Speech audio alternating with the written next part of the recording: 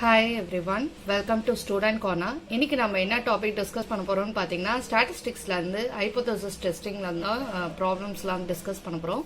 Before that நான் வந்து பாத்தீங்கன்னா ப்ரீவியஸ் வீடியோஸ்ல வந்து ஹைபோதசிஸ்னா என்ன, ஹைபோதசிஸ் டெஸ்டிங் எதுக்காக நம்ம வந்துட்டு யூஸ் பண்றோம் அப்படின்றதெல்லாம் டிஸ்கஸ் பண்ணிருப்பேன். ஸோ இன்னைக்கு வந்துட்டு லார்ஜ் சாம்பிள் டெஸ்ட் தான் அதுல இருந்து நம்ம டிஸ்கஸ் பண்ண போறோம். ஸோ அதுக்கு முன்னாடி பாத்தீங்கன்னா ப்ராப்ளம்ல ரெண்டு டைப் இருக்கும். ஒன்னு வந்துட்டு டூ டெய்ல்டு டெஸ்ட், இன்னொன்னு ஒன் டெய்ல்டு டெஸ்ட்னு இருக்கும். ஸோ அப்படி two tail test one tail test அப்படின்றத வந்துட்டு எதை வச்சு ஐடென்டிஃபை பண்ணலாம்னா, whenever நம்மளோட கொஸ்டின்ல வந்துட்டு test whether there is significant difference between sample and the population mean, அந்த மாதிரி difference between இந்த மாதிரி questionsலாம் வந்துட்டு இருந்ததுன்னா டூ டெய்ல் டெஸ்ட்டை யூஸ் பண்ணுவோம். ஒன் டெய்ல் டெஸ்ட்டை எப்போ யூஸ் பண்ணுவோம்னா, நம்மளோட ப்ராப்ளம் வந்து ஸ்பெசிஃபிக்காக வந்துட்டு மோர் தேன் இல்லை இன்க்ரீஸ்டு டு இல்லை லோயர் தேன் டிக்ரீஸ்டு டு இந்த மாதிரி வந்துட்டு at least lower than that less than that அந்த மாதிரி ஏதாவது ஸ்பெசிஃபிக்காக இருந்ததுன்னா அப்போ ஒன் டெய்ல் டெஸ்ட் பயன்படுத்துவோம். ஸோ இதில் டூ டெய்ல் டெஸ்ட்டுக்கு ஜென்ரலாக ஃபர்ஸ்ட் ஸ்டெப் நம்ம எடுத்தோடனே எப்பயுமே வந்துட்டு நல்ல ஹைபோதசிஸும் ஆல்டர்னேட் ஹைபோதசிஸும் தான் நம்ம வந்து ஸ்டேட் பண்ணுவோம். So any kind of hypothesis testing problem first எடுத்தோடனே நல்ல ஹைபோதசிஸ் ஆல்டர்னேட் ஹைபோதசிஸ் தான் நம்ம ஸ்டேட்மெண்ட் கொடுப்போம். So null hypothesis is denoted by H0, alternate hypothesis H1.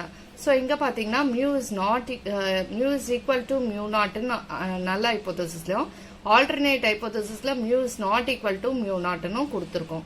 And one tail டெஸ்ட்டுக்கு பாத்தீங்கன்னா H0 சேம் தான், பட் H1 மட்டும் வந்துட்டு பாத்தீங்கன்னா mu is greater than mu நாட்ன்றது ரைட் டெய்ல் டெஸ்ட்டுக்கும், மியூ இஸ் லெஸ் தேன் வந்துட்டு மியூ நாட்டுக்கு லெஃப்ட் டெய்ல் டெஸ்ட்டுக்கும் யூஸ் பண்றோம்.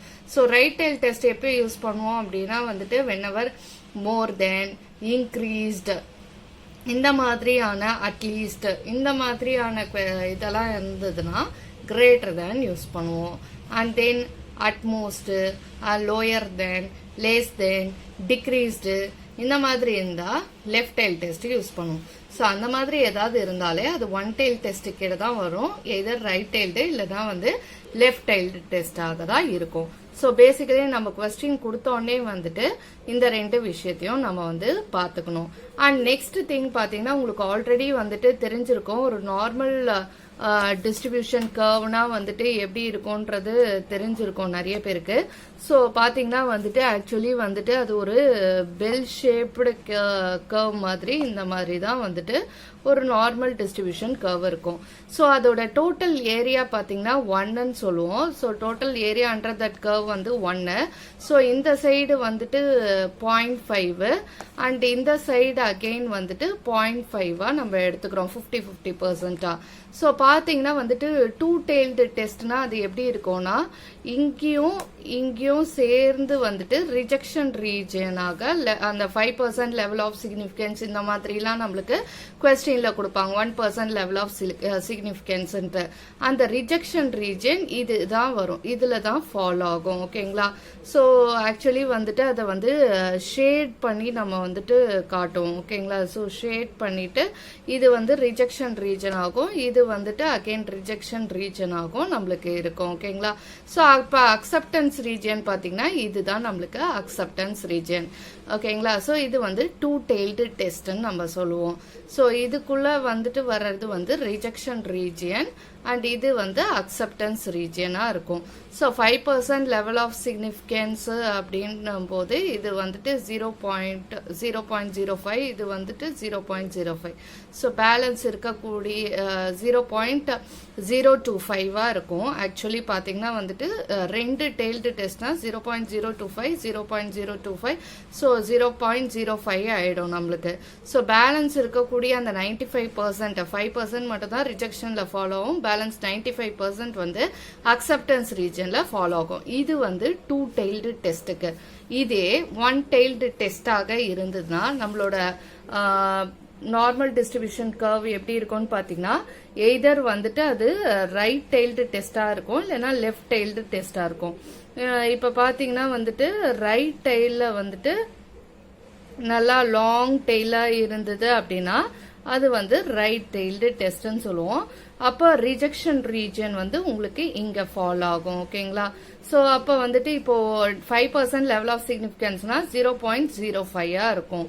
ஸோ பேலன்ஸ் இருக்கக்கூடியது ஆக்சுவலி வந்து நம்ம ஸ்பிளிட் அப் பண்ணுவோம்ல, ஸோ 50-50%. ஸோ இப்போ வந்து இது 0.5 இருக்கும், இது 0.5 இருக்கும்.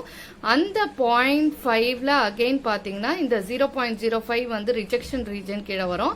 அப்போ பேலன்ஸ் இருக்கக்கூடியது இந்த சைடில் 0.45 தான் இருக்குமா, இந்த சைடு ஒரு 0.50வா. ஸோ டோட்டலி 95% தான் நம்மளுக்கு வந்துட்டு அக்செப்டன்ஸ் ரீஜியன்.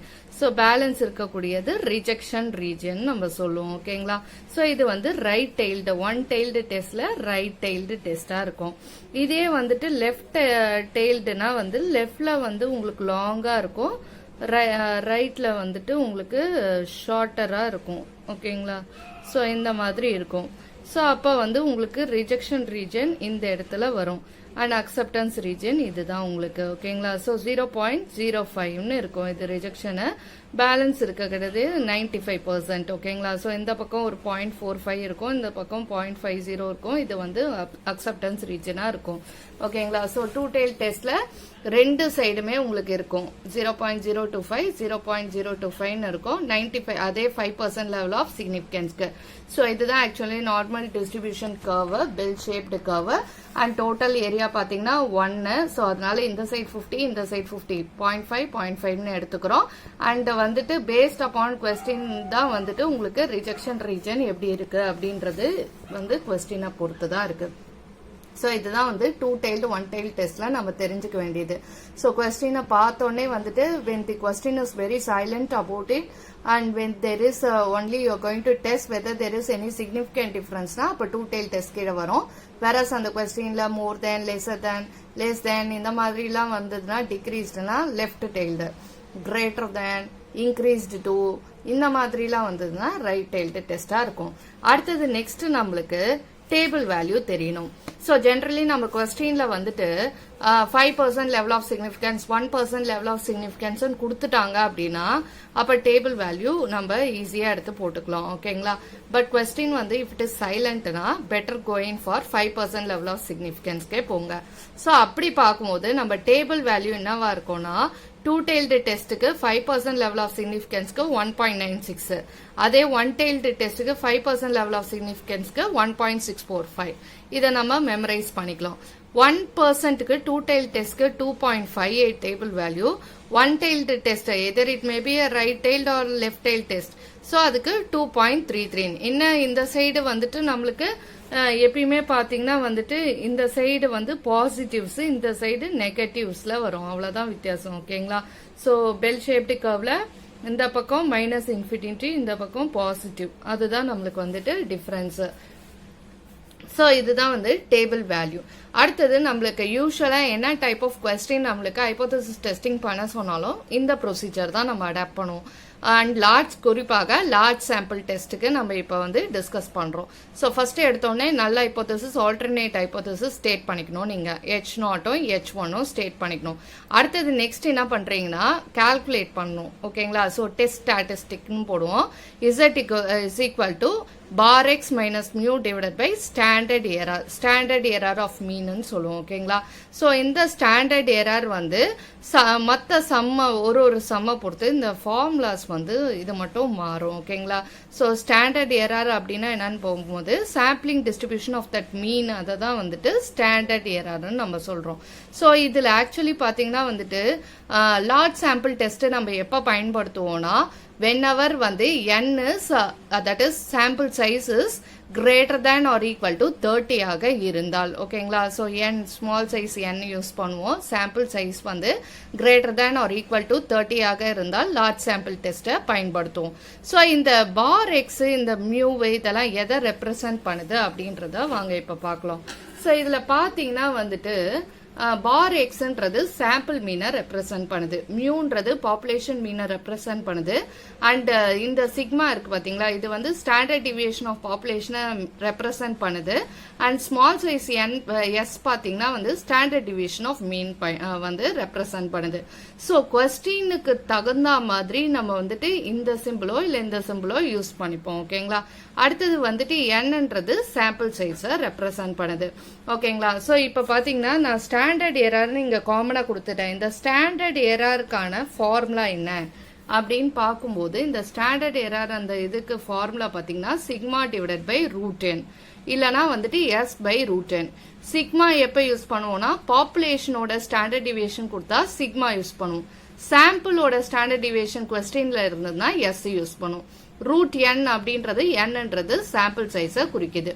ஸோ அதுவும் வந்து குறிப்பாக greater than or equal to 30 ஆக இருந்தால் லார்ஜ் சாம்பிள் டெஸ்ட்டை பயன்படுத்தும். ஸோ இந்த ஃபார்முலாவை யூஸ் பண்ணி நம்ம வந்துட்டு ஜெட்டை கண்டுபிடிச்சிட்டு அதுதான் நம்மளோட கால்குலேட்டட் வேல்யூவாக இருக்கும். அடுத்தது நம்ம என்ன பண்ணுவோம்னா table value. So already we know 5% level of சிக்னிஃபிகன்ஸ்க்கு 1% லெவல் ஆஃப் சிக்னிஃபிகன்ஸ் கொஸ்டின்ல வந்துட்டு மென்ஷன் பண்ணுவாங்க. மென்ஷன் பண்ணல அப்படின்னா you go in for 5% level of சிக்னிஃபிகன்ஸா. ஸோ அப்போ நீங்கள் என்ன பண்ணுறீங்கன்னா இந்த டேபிள் வேல்யூ வந்துட்டு ஞாபகம் வச்சுக்கணும் நம்ம. ஸோ வந்துட்டு இந்த டேபிள் வேல்யூ நீங்கள் ஞாபகம் வச்சுக்கிட்டீங்கன்னா ஸ்பெசிஃபிக்காக இந்த இடத்துல வந்துட்டு 2 tail டெஸ்ட் யூஸ் பண்ணுறோமா 1 tail டெஸ்ட் யூஸ் பண்ணுறோமான்னு கொஸ்டினை பார்த்து அண்டர்ஸ்டாண்ட் பண்ணிக்கணும். ஓகேங்களா? ஸோ எப்படி வந்துட்டு ஐடென்டிஃபை பண்ணுறதுன்னு நான் சொல்லியிருக்கேன். ஸோ அதுக்கு ஏற்ற மாதிரி உங்களோட டேபிள் வேல்யூ வந்து மாறும். ஸோ டேபிள் வேல்யூவை கண்டுபிடிச்சிருவீங்க. ஸோ ஃபர்ஸ்ட் வந்து கால்குலேட் பண்ணிடுவீங்க டெஸ்ட் ஸ்டாட்டிஸ்டிக் அந்த வேல்யூவை செட் வேல்யூவை. அடுத்தது டேபிள் வேல்யூ என்னன்னு ஐடென்டிஃபை பண்ணிடுவீங்க. ஸோ அதுக்கப்புறம் கால்குலேட்டட் வேல்யூவும் டேபிள் வேல்யூவும் வந்துட்டு கம்பேர் பண்ணுவீங்க. Calculated value if it is less than table வேல்யூனா அக்செப்ட் வந்து H0 நல்ல ஹைபோதசிஸை அக்செப்ட் பண்ணுவீங்க. இல்லைனா வந்துட்டு ரிஜெக்ட் பண்ணுவீங்க நல்ல ஹைபோதசிஸ். ஓகேங்களா? ஸோ ஹைபோதசிஸ் நல்ல ஹைபோதசிஸ் அக்செப்ட் பண்றீங்கன்னா ஆல்டர்னேட் ஹைபோதசிஸை ரிஜெக்ட் பண்றீங்கன்னு அர்த்தம். அதே மாதிரி ஆல்டர்னேட் ஹைபோதசிஸை எப்போ அக்செப்ட் பண்ணீங்கன்னா வெனவர் நல்ல ஹைபோதசிஸை நீங்கள் ரிஜெக்ட் பண்ணும்போது rejecting null hypothesis it means that you are accepting alternate ஹைபோதசிஸ்னு அர்த்தம். ஓகேங்களா? ஸோ ஏதாவது ஒன்றுத்தை தான் நம்ம வந்துட்டு பண்ணுவோம் இந்த இடத்துல.